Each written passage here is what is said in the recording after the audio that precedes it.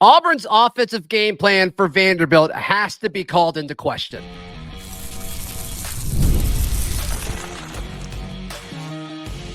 You are Locked On Auburn, your daily podcast on the Auburn Tigers. Part of the Locked On Podcast Network, your team every day. Yes, welcome on into Locked On Auburn, your daily Auburn Tigers podcast. I'm your host, Zach Blackerby, and thank you so much for making Locked On Auburn your first listen every single day. As he joins us every Monday, the bar at auburn.com's Lindsey Crosby, as well as a bunch of other places, hanging out with us today. It's a crucial offseason. How will Hugh Freeze approach it, as well as how will he manage these last three games after the upcoming bye week?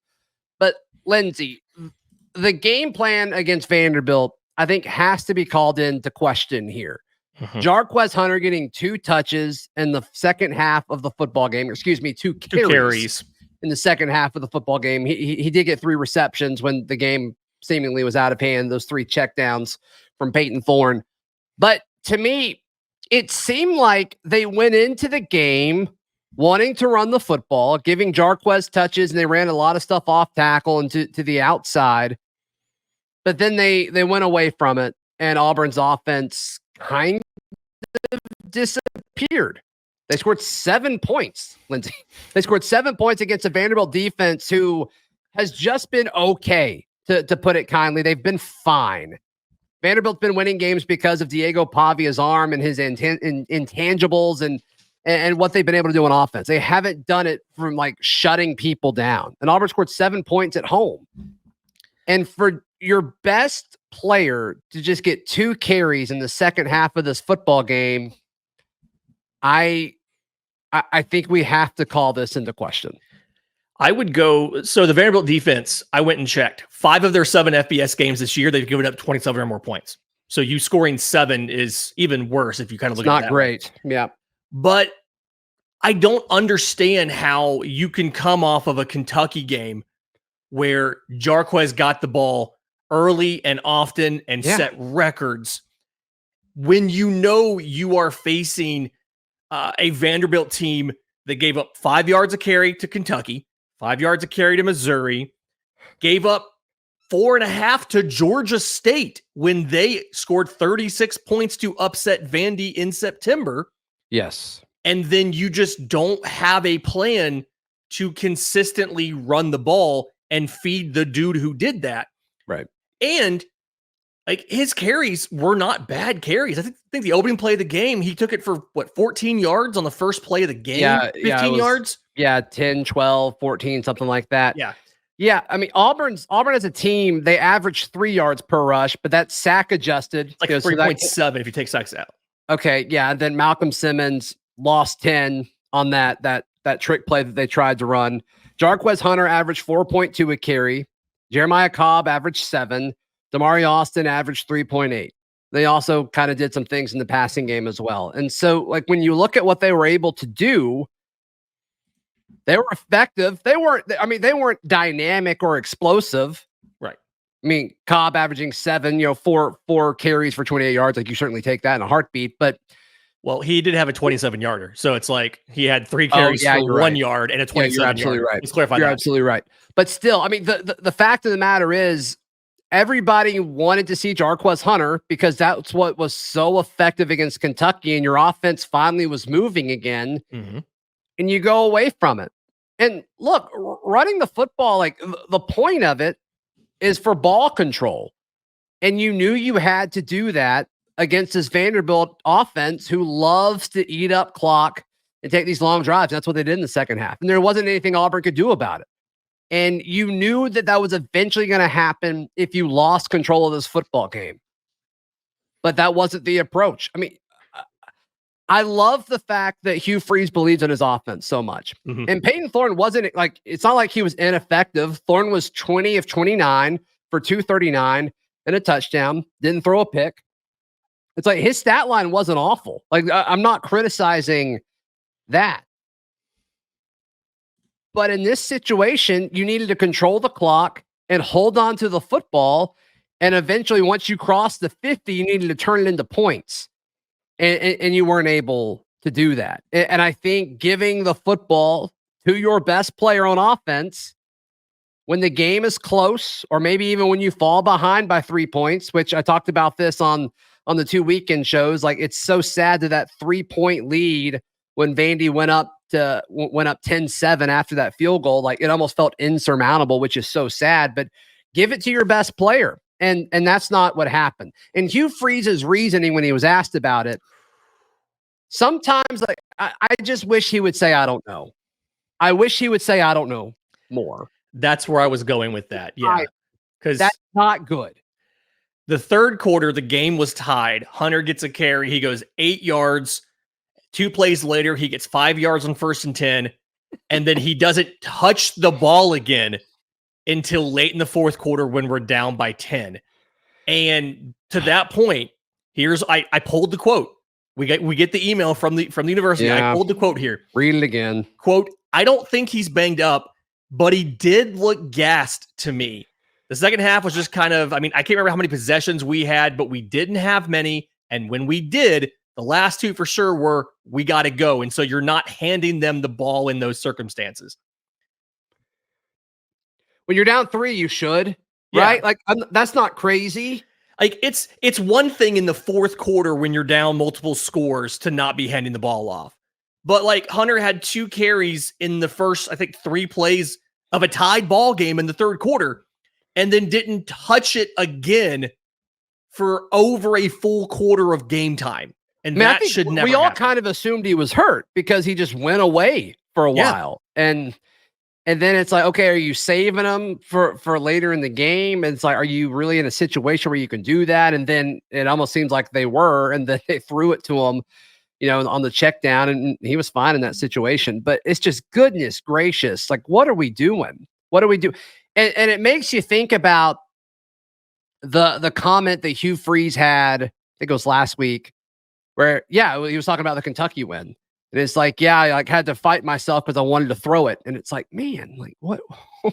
If it's working, just keep doing the thing that's working. This shouldn't be that hard. It's very frustrating. It is incredibly frustrating because there's not, this is stupid. This is so dumb. We know this. I'm going to say it. Okay. It doesn't matter how you win, just win. We don't care if you give the ball to Jarquez Hunter 45 consecutive times. You're friends with Gus Malzahn. Ask him if that works out. From time to time, it does, right? And we don't care how you win. Just win. Yeah, and it should when the rosters are comparable talent-wise and you hold Vandy to what they were offensively. Vandy's offensive day was abysmal, and you still lost this football game. Like, you had every chance to win this. I went into this game thinking the only way Vandy wins is if you let Diego Pavia get hot, and that didn't really happen.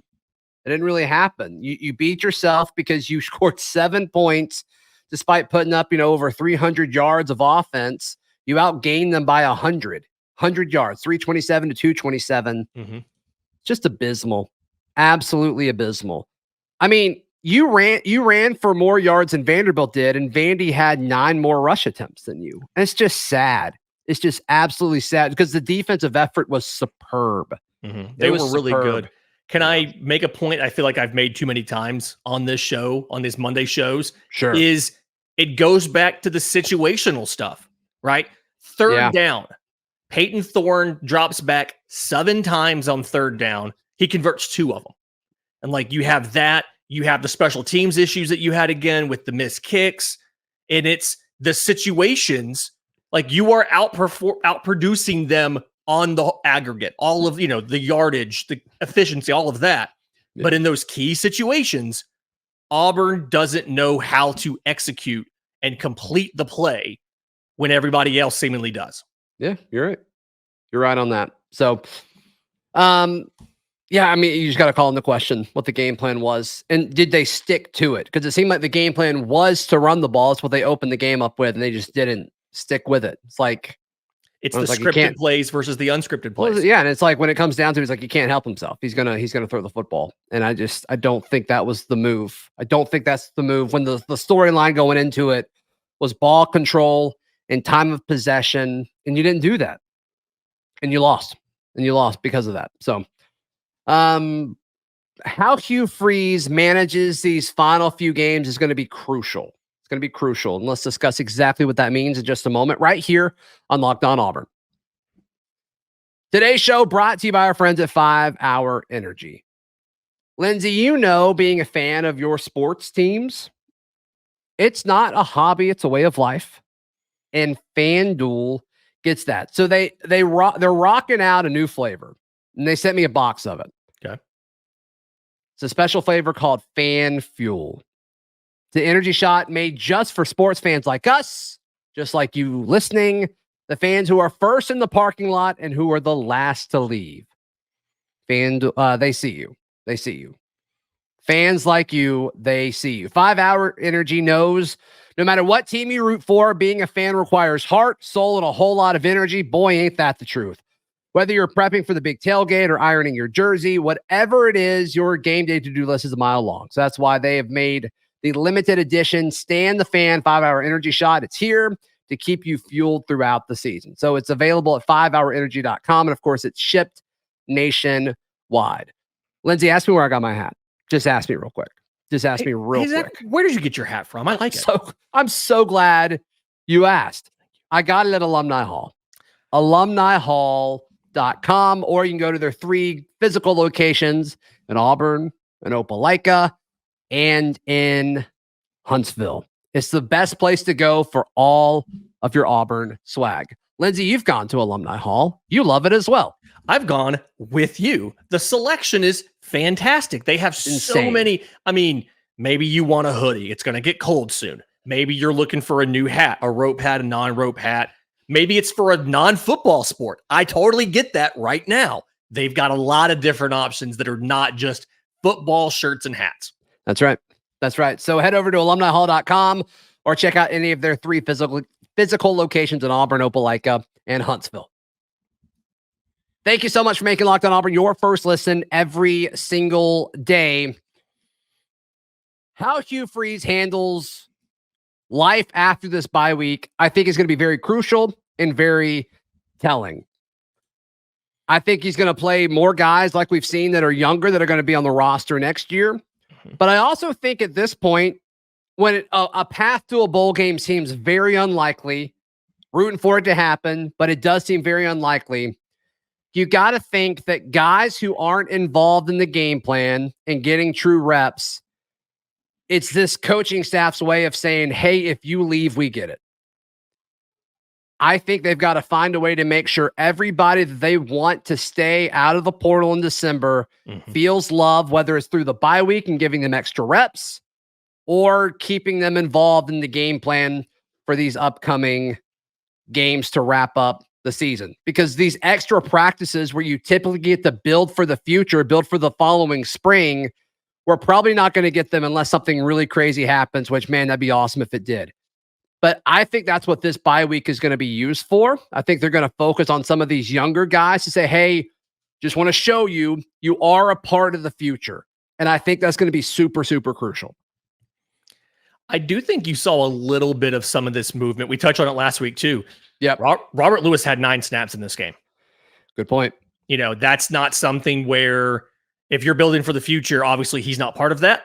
He's not here next year. Now, at the same time, a complaint we had last week when we talked about this, Perry Thompson had 6 snaps. At least he was thrown to. Yeah, he did have a target. Catch, right? I believe he had a catch. I got it right here. Hang on. Yes, he had a 1 catch for 3 yards. I mean, at least you're going out of your way to involve him. I mean, yeah. That is true. But it's still one of those things.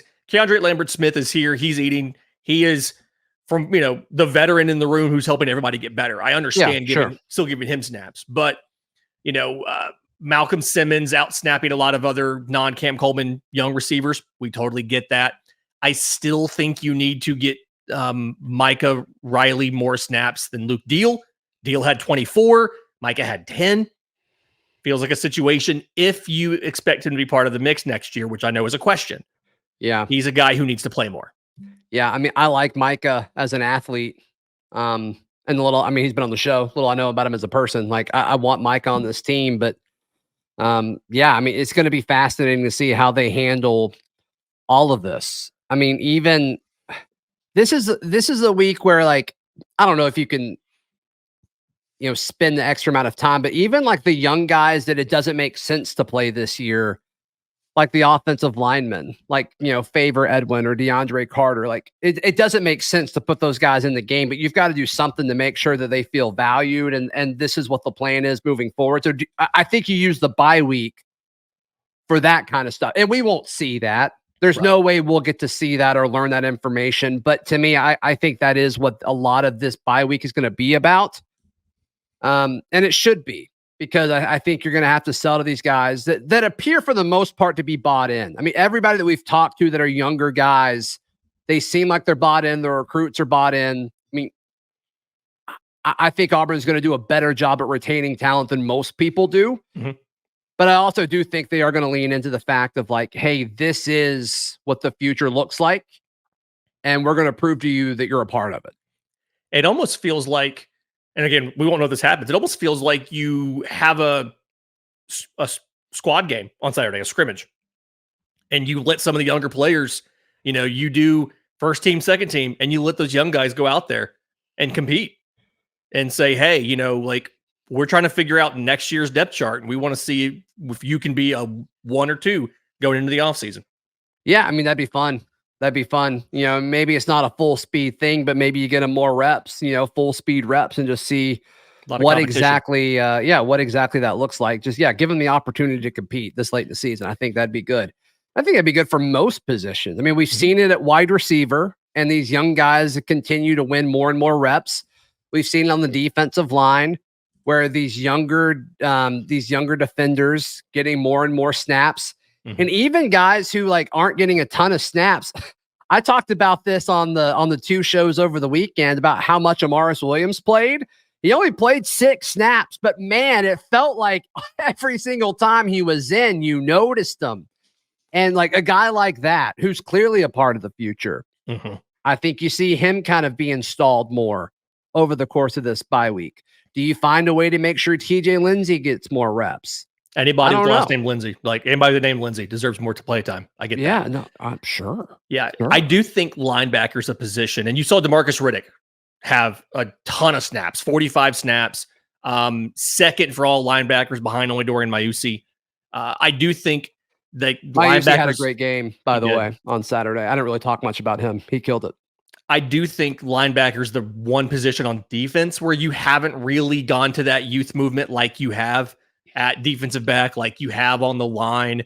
Yeah. Even some like you've seen a little bit on the edge, not completely, but a little bit on the edge with more of this youth playing. I do think linebacker's the one place outside of Riddick you haven't really given your young guys any run. And that's a potential if you wanted to. Yeah, I guess so. But I mean, I just don't think linebacker's really been the issue, and it's like it's not a problem. And also like the path to playing time there is pretty clear because you're losing a lot of these guys at linebacker. At the end of the year, but I think that's part of it too, though, is you need to get them some experience because you're losing so much, veteran leadership out of the room. Yeah, totally fair. Yeah, so like, do you give more reps to like a DJ Barber or somebody? That's intriguing for sure.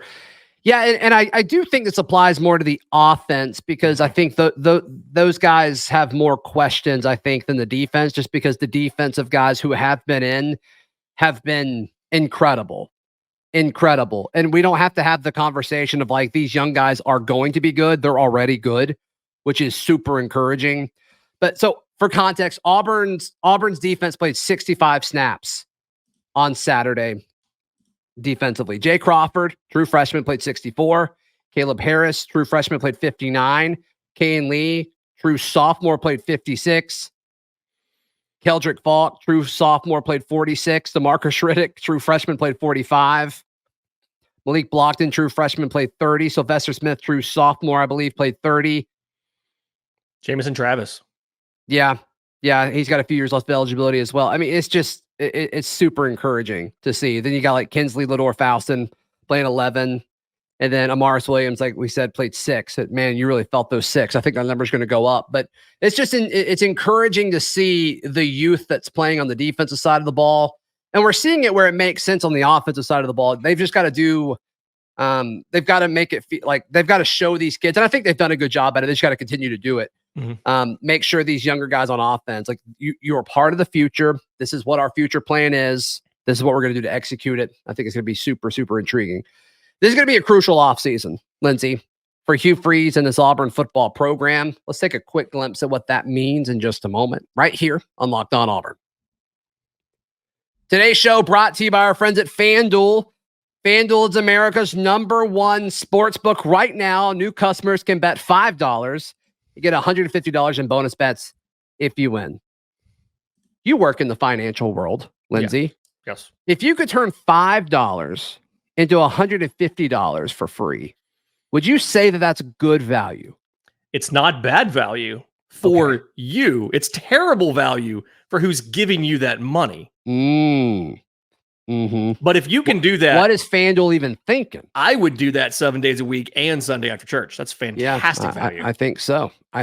And they are the official sports book of the NFL. So I'm sure they are very busy Sundays after church. So when you get a hunch in the middle of the game, you can check out the latest stats, view live play-by-play, and so much more on the same page where you place your bet. Just visit FanDuel.com to join today. FanDuel.com, the official sports betting partner of the Locked On Podcast Network. Final few moments of today's Locked On Auburn. Lindsey Crosby. Check his Auburn baseball stuff out at thebarnauburn.com. So when you look at this offseason for Auburn football, there's so much attention on the transfer portal, but I can't see Hugh Freeze sticking with the same staff that he currently has. I mean, the odds of anybody keeping their same staff from year 2 to year 3 is pretty slim anyway. Just the nature of how this works. Yeah, just of college football, the business. But especially if you go, I mean, I think 4-8 is the most likely outcome at this point. So we'll say 4-8, 3-9, 5-7, I think is the best case scenario for just being totally real with ourselves. And that would be, man, that would almost feel awesome at this point. But I'm just intrigued to see how he handles everything. You got to look at the offensive side of the football.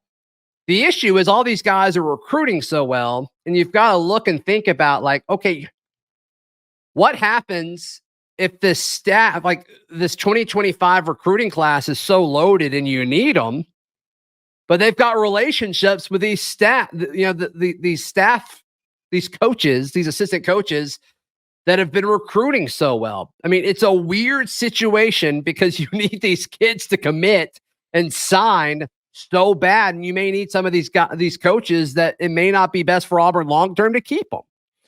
Yeah, this is what I hate about the timing of early signing day and things like that. This is something where you're seeing coaches, assistant coaches now get fired after the guys have signed, after signing day, when players are locked into an LOI and have committed to your school. Right. I mean, heck, we saw Nick Saban try to wait to retire until after their signing day to try to keep the class together before he left.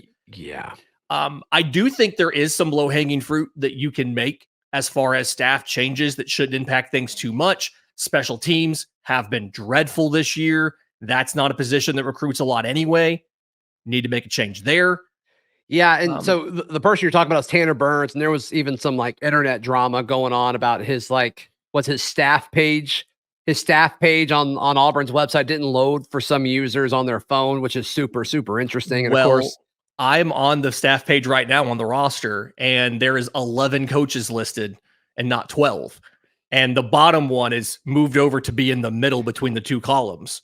So I don't think we're breaking news here, Zach, but I don't know if Tanner Burns is with the program any longer. I mean, we're certainly not reporting that, but it's super interesting, like all the drama that happened around that. But regardless of like the timing of it, I just have a hard time seeing Tanner Burns being in that role next year with the way special teams has performed. It's been brutal. It's been absolutely brutal. Very bad. And I'm not talking about the kicks, like Towns McGoo, like missing those kicks. Like, sure. But also, like, I don't know how much you can coach that at that point. Like, he's got to make the kicks. Like, that's his job is to make the kicks. He is yipped up, and a coach 100%. Is not going to fix that during a game. Sorry. No, that's a mental thing. And like Daniel Carlson wasn't great his freshman year.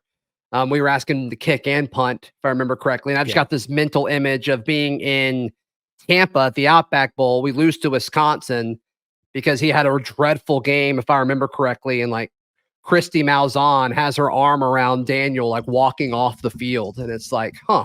And then he turns into like one of the most prolific scorers in the history of college football. So what a great story. But yeah, to me, it's there's a hold on every single play, or the leverage call where Keldrick jumped on the Vanderbilt lineman in that situation. It's like, who's telling him to do that? There's no way Keldrick just did that. So yeah, I'm with you. I think, I'm not saying Tanner's not with the program, but I don't think you can have him on special teams moving forward. Yeah, it's not the reason you're winning or losing, right? It's at best 1/7 of the team, right? But it has been glaringly bad. And there are places where you can go in and you can see, hey, like maybe this unit's underperformed or on how they should. But ultimately, I think the whole thing, and you had the quote earlier from last week from the Kentucky blowout, the whole thing comes back to Hugh Freeze. I mean, he talked about when you were running for stupid yardage, he's like, I had to resist the urge to throw the football when there was no need to do it. And I think ultimately it doesn't really matter who you let go in the offseason as far as assistance is concerned, as long as you can't get the offensive consistency by throwing the ball 60% of the time. And that may involve him not being the offensive coordinator, essentially, is what he is, or the play caller next year. Or if he is the play caller, is he more involved in offensive meetings throughout the week? I don't know. Part of me wonders if the fact that they're kind of dividing some of these calls up depending on situation. If you have if you're wanting to pass the ball more, then when it gets to you and you finally get a chance to call a play, you're calling a pass play almost every time, and it ends up being a weird balance. Having 3 guys call plays is too many chefs in the kitchen. Come on. Yeah. It's like Alabama having 45 defensive coordinators. Sure. Yeah, that's going great. That's going great. They love it over there. Yeah. That fan base is super stoked. So I mean, we'll see. We'll see exactly what happens. This is a crucial offseason nonetheless, and we'll talk more about some potential changes and potential things that are coming up in the month of December. It's going to be crazy. It's going to be crazy to see. Lindsay, how can people check out everything you've got going on? I'm on Twitter at Crosby Baseball. You can check out the Auburn baseball coverage, thebarnauburn.com. You can check out the Atlanta Braves coverage, bravestoday.com, and the Braves Today podcast. Yes, and you can find all of my stuff at thebarnauburn.com or on socials at @ZBlackerby. Please like the video. Please subscribe. We'll see you next time. This has been Locked On Auburn.